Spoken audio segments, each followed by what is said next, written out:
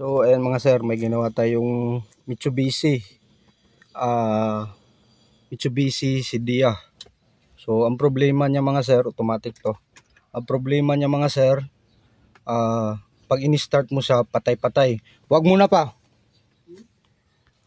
Patay-patay. So ayan mga sir, try nating i-start. So on.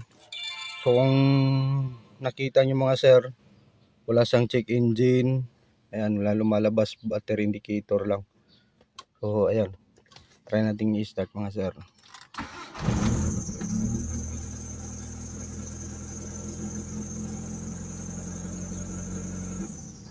Ayan, taas baba yung RPM. Ayan, patay. So di pa natin ginalaw yan. O patay siya, start. O ayan, so nag-rev naman siya, responsive naman pero patay. Ayan. So ayan, try nating i-trouble to mga sir. Mitsubishi Lancer Sedia. Sige. So ayan mga sir, try nating i-start ulit.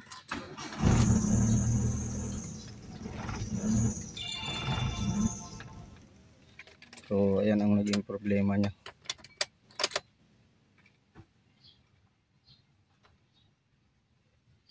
Start.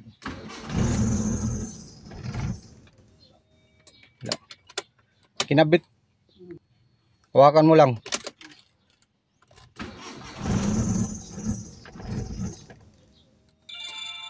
So ayan mga sir, ayaw tumuloy. Try natin itong i-scan mga sir.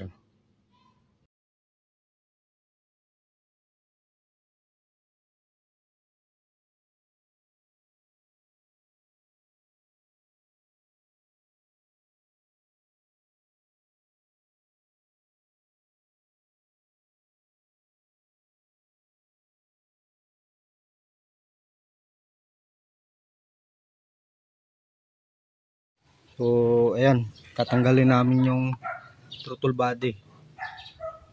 So ayan o. Kasi nung in-scan ko siya, lumalabas Bose sensor. Ang code niya is 32. So try muna naming linisin yon, baka sakali mawala. So ayan. Ayan, natanggal na. Oh.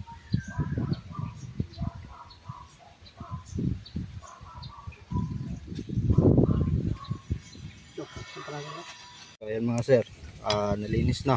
Ayan oh. So ayan, sobrang dumi nito kanina eh. So ayan. Oh. Pakabit na lang doon. Sige. So ayan sir, kinabit na. Try natin kung ano ang magiging sitwasyon niya.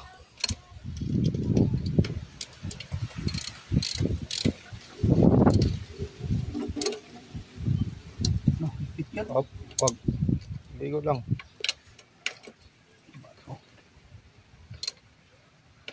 Oh. So ayan mga sir, naikabit na natin yung throttle body. So ayan, try natin ipa-start to. On. So ayan, nag-on. Start. Okay. So ayan mga sir, tuloy-tuloy na yung andar niya. So ayan, stable na siya sa 900. Ayan. Tapos aircon natin, aircon, pitik, isa pala yan, isa off natin ulit. Ayan, tataas siya, kaunting taas, tapos on natin ulit. O ayan, hindi siya tumataas, nag-engage na yan. Ayan, call natin. So ayan, bumaba lang siya kaunti. Try nating i-rev.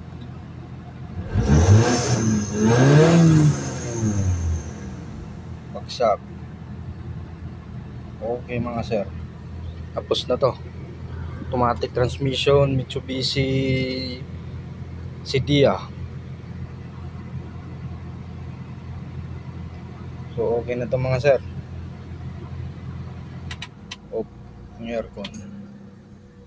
Pataas. Okay. So ayan mga sir, naikabit na namin lahat. So ayan, try na natin pa-start. Hindi na. Yeah. So ayan, nagkakaroon na siya ng minor.